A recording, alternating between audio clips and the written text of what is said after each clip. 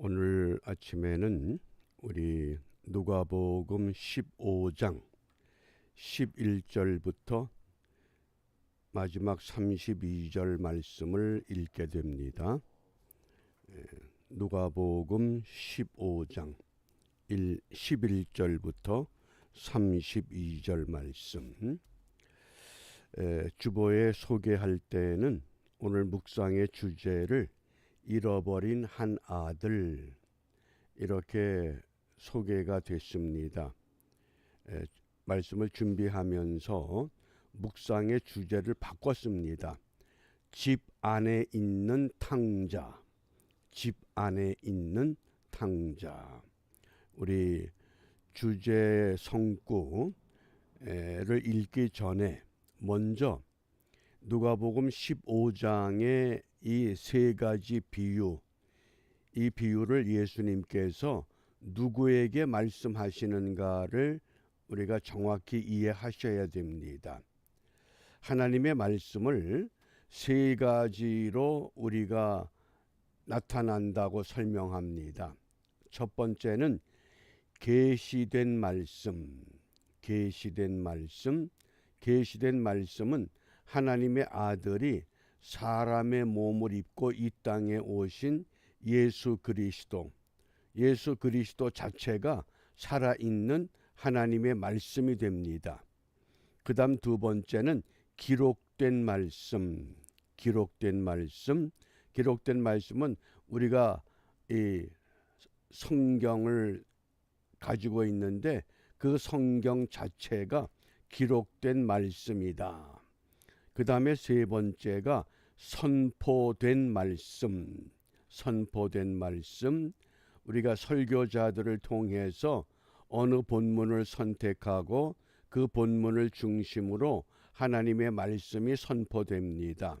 근데 문제는 설교자들마다 다 생각이 다르고 경험이 다르고 신학의 배경이 다르기 때문에 때로는 혼돈을 일으키는 수도 있습니다. 그렇기 때문에 이 계시된 말씀과 기록된 말씀과 선포된 말씀이 맥을 갖춰야 됩니다. 그 맥을 갖추기 위해서 오늘 누가복음 15장의 이 세 가지 비유, 잃어버린 한 마리의 양, 또 잃어버린 한 드라크마, 그리고 오늘 탕자의 비유라고 하는 이 말씀, 이것이 어떤 맥에 의해서 진행이 되는가, 그것이 오늘 누가복음 15장 1절과 2절 말씀에서 근거가 됩니다. 15장 1절과 2절을 읽어보면 모든 세리와 죄인들이 말씀을 들으러 가까이 나오니, 계시된 말씀인 예수님께로 모든 세리와 모든 죄인들이 예수님께 나왔습니다. 그런데 말씀을 연구하는 바리새인과 서기관들이 원망하여 가로되, 이 사람이 예수님을 메시아, 하나님의 아들 예수라고 부르지 않고 이 사람이 죄인을 영접하고 음식을 같이 먹는다. 무슨 말씀입니까? 예수님이 어떻게 죄인들과 동등된 자리에 앉느냐? 이럴 수가 없다는 겁니다. 그렇기 때문에 이 비유의 대상은 먼저 바리새인과 서기관들입니다. 그 바리새인과 서기관들의 메시아관, 신앙관이 잘못됐다. 그러므로 이 비유를 통해서 저들의 생각과 저들의 신앙을 지금 깨우치고 있습니다. 어떻게 깨우치느냐? 그것이 탕자의 비유라고 하는 말씀으로 오늘 우리가 본문을 선택했습니다. 탕자의 비유라고 하는 용어가 언제 나왔느냐? 기원 후 400년경 제롬이라고 하는 학자가 헬라어 성경을 라틴말로 번역을 합니다. 그 번역하는 과정에서 이 본문에 주제를 붙였습니다. 탕자의 비유. 여기에서 근거가 돼서 우리는 계속해서 수천 년 동안 탕자의 비유라고 소개가 됐습니다. 그러므로 대부분의 설교자들이나 대부분의 성경을 읽는 성도들이 탕자의 비유 그러면 누구를 먼저 생각합니까? 작은 아들을 먼저 생각합니다. 그러나 이 문맥으로 보면 바리새인과 서기관들에 해당하는 아들은 누구냐? 큰 아들이라는 겁니다. 그래서 제가 일부러 집에 있는 탕자 이런 타이틀을 정했습니다. 그러면 이런 문제가 어떻게 발생하느냐? 이제 30절입니다. 30절 말씀. 아버지의 살림을 창기와 함께 먹어버린 이 아들이 돌아오매 이를 위하여 살찐 송아지를 잡으셨나이다. 누구의 이야기입니까? 들에 나가서 일을 마치고 돌아오는 큰아들이 갑자기 집안에서 풍악소리가 울리고 잔치 분위기가 떠오릅니다. 그러자 도대체 이게 무슨 일이냐? 그러니까 아버지의 살림을 창기와 함께 먹어버린 이 아들이 누굽니까? 형과 동생의 혈연 관계입니다. 그런데 형과 동생의 관계가 아니라 바리새인들과 서기관들이 예수님을 이 사람이라고 호칭했던 것처럼 이 큰아들은 이 아들이 같은 맥락입니다. 그러니까 큰아들을 어떤 시각으로 지금 봐야 됩니까? 예수님을 바라보던 바리새인과 서기관들 같은 모습이라고 하는 것을 말씀하고자 하는 겁니다. 그러니까 탕자의 비유라고 하기보다는 집에 있는 탕자를 지금 말씀을 합니다. 바로 큰아들이 바리새인과 서기관과 같다. 근데 왜 이런 문제가 제기되느냐? 이 작은 아들은 본문의 그 12절에 보면 허랑방탕하여 그랬습니다. 그 재산을 허비했다. 아버지로부터 아버지가 돌아가시기도 전에 자기의 유산을 상속받아서 먼 곳에 가서 허랑방탕했다. 이 단어가 매우 중요한 의미를 갖습니다. 헬라어 성경에서 아소토스 그랬는데 이 아소토스의 어원이 아소티아입니다. 그런데 이 아소토스는 뭐냐? 한마디로 말하면 구원받은 삶에 합당하지 않은 생활, 이것을 아소토스 그랬습니다.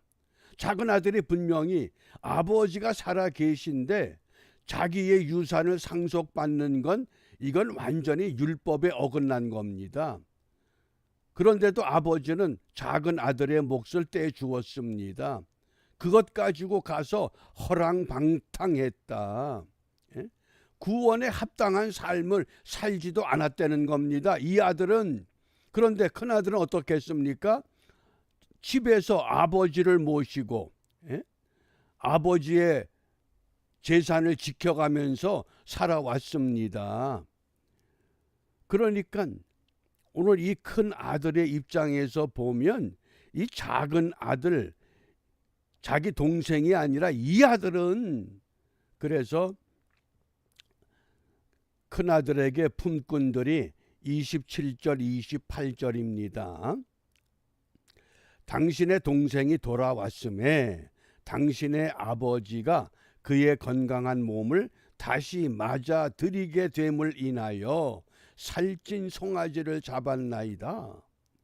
저가 노하여 들어가기를 즐겨 아니하거늘 아버지가 나와서 권하는 겁니다. 세상에 내가 아버지를 떠나지 않고 아버지 집에서 순종하면서 아버지 명령 지켜가면서 재산을 일구고 일을 하고 있었는데 나를 위해서는 염소 새끼 한 마리도 잡아주지 않더니 29절을 보세요. 아버지께 대답하여 가로되 내가 여러 해 아버지를 섬겨 명을 어김이 없거늘 내게는 염소 새끼라도 주어 나와 내 벗으로 즐기게 하신 일이 없었다. 이 지금 큰아들은 어떤 상태입니까? 집을 나간 탕자 같진 않지만은 집에 있는 율법에 붙잡혀 있는 바리새인과 서기관과 같은 탕자라는 겁니다. 율법주의에 붙잡혀 있는 아들, 마치 세리와 죄인들이 예수님께 말씀을 듣기 위해서 모여왔던 것처럼 그들이 어떻게 모여올 수 있습니까? 어떻게 예수님께 나와야 됩니까? 그것은 17절 말씀에 보면 스스로 돌이켜 바리새인들과 서기관들은 돌이킬 줄 모릅니다. 큰아들은 돌이킬 줄 모릅니다. 그러나 이 작은 아들은 허랑방탕했지만 아소티아라는 허랑방탕한 구원받지 못한 삶을 살았지만은 스스로 돌이켜 에르코마이 그런 겁니다. 내가 잘못 살았다. 하늘과 아버지께 죄를 얻었구나. 스스로 돌이켰습니다. 돌아온다고 하는 것, 이것을 오늘 주님께서 강조하십니다. 너희들은 율법을 연구하고 율법을 다 안다고 하면서도 율법주의에 붙잡혀 있지 스스로 돌이킨 때가 없지 않느냐. 그러니까 이 모든 세 가지 비유가 잃어버린 양의 비유, 또 드라크마의 비유, 또 아들의 비유를 통해서 보면 이야기가 세 가지입니다. 그러면 이 비유는 비유들이라고 하는 복수를 써야 되는데 3절에 보면 비유라고 하는 단수를 사용합니다. 왜 그랬을까요? 똑같은 내용이라는 겁니다. 똑같은 맥락이다. 바리새인과 서기관들, 너희들은 이 비유를 제발 바르게 들어라. 그렇게 해서 바리새인과 서기관들을 깨우치는 것. 그러면 바리새인과 서기관들이 누구였습니까? 잃어버린 양에서는 99마리와 같고, 잃어버린 드라크마에서는 남은 9과 같고, 아들의 비유에서는 집을 나가지 않았지만은 큰아들이 탕자보다 더 못된 아들이라는 겁니다. 그래서 집에 있는 탕자, 제가 이런 묵상의 주제를 정한 겁니다. 우리가 적용해 보면 나는 모태신앙으로 태어났습니다. 어릴 때부터 목사가 된다고 그랬습니다. 평생 그렇게 살았습니다. 그런데 내가 큰아들과 같다는 겁니다. 집안에 있는 탕자와 같습니다. 왜? 스스로 돌이켜 하나님께로 나아가는 그런 길을 찾지를 않습니다.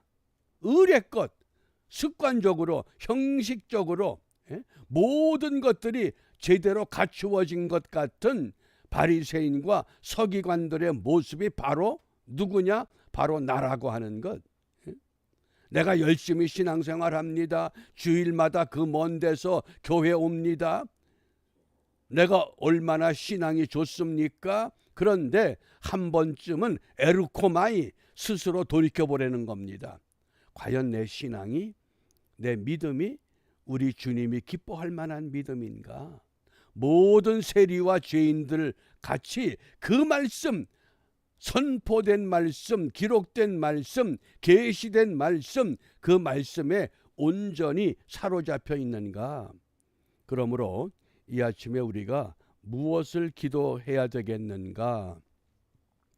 골로새서 3장 14절에 이 모든 것 위에 사랑을 더하라. 이는 온전하게 매는 띠니라. 큰아들의 문제가 뭡니까? 바리새인과 서기관의 문제가 뭡니까? 율법을 지킨다고 하는 율법주의자가 됨으로 인하여 사랑을 외면해버린 겁니다. 기독교의 핵심은 사랑이라고 우리가 외치면서도 과연 내가 온전한 사랑으로 사람들을 만나고 사람들을 품고 있는가? 그렇지 못한 요소가 우리에게 있다고 오늘 주님께서 이 아들의 비유를 통해서 꾸짖습니다. 그렇다고 하면 이 아침에 우리가 무엇을 기도하느냐? 정말 하나님의 사랑으로 우리는 사랑의 띠로 하나가 되었습니다. 이런 복음의 찬송을 입으로만 부를 것이 아니라 사랑으로 하나 되게 하옵소서. 큰 공동체는 사랑으로 하나 되기가 어렵습니다. 왜? 다양한 생각들, 다양한 경험들이 많기 때문에. 그러나 작은 공동체는 사랑으로 하나 되기가 쉽습니다. 쉬운 곳에서 이 일을 바르게 감당하지 못한다 그러면 훗날 우리 주님 앞에 큰 책망이 있는 줄 압니다. 그러므로 요한일서 2장 10절 말씀에 형제를 사랑하는 자는 빛 가운데 거하여 자기 속에 거리낌이 없다. 큰아들이 거리낌이 뭡니까? 이 아들은 아버지의 모든 것들을 허랑방탕하게 다 탕진하고 창기하고 놀아먹은 놈 아닙니까? 나는 그렇지 않습니다. 자기 의의가 있고 자기 자랑이 있고 자기가 율법주의자가 됐다고 하는 것에 만족했던 사람입니다. 무엇이 부족합니까? 사랑은 율법의 완성이라고 그랬습니다. 우리에게 그런 사랑이 있는가? 우리 자신들을 점검하면서 이 하루가 사랑으로 온전하게 묶는 띠가 되어서 이 공동체 속에서부터 하나님의 사랑을 절실하게 깨닫고 그 사랑이 우리의 삶에 바르게 적용되는 은혜를 함께 누리고 나누는 은총의 하루가 되시기를 바랍니다. 기도하겠습니다. 자비로우신 아버지 하나님, 율법을 잘 알고 지킨다고 하는 바리새인과 서기관들을 향하여 잃어버린 한 마리의 양의 비유와 잃어버린 한 드라크마의 비유와 잃어버린 한 아들의 비유를 통해서 참으로 잃어버린 생명이 누구인가를 이 아침 시간에 다시 한번 생각하며 깨닫게 하시오니 감사드립니다. 내가 탕자와 같은 아들이 되어서 아버지께로 스스로 돌이켜 아버지께로 돌아가는 이런 은총이 없이는 아무리 집안에서 아버지와 더불어 잘 지낸다 할지라도 이것은 집 안에 있는 탕자와 같다고 책망하십니다. 혹 내 안에, 내 신앙에, 내 삶에 집에 있는 탕자와 같은 요소가 없는지 우리 자신들을 다시 한번 점검하며 하나님의 말씀에 비추어서 하나님이 기뻐하는 믿음의 사람의 삶을 결단하고 그 삶을 온전히 하나님 앞에 내려놓는 은총의 하루가 되도록 인도하여 주시옵소서. 예수님 이름으로 기도합니다. 아멘.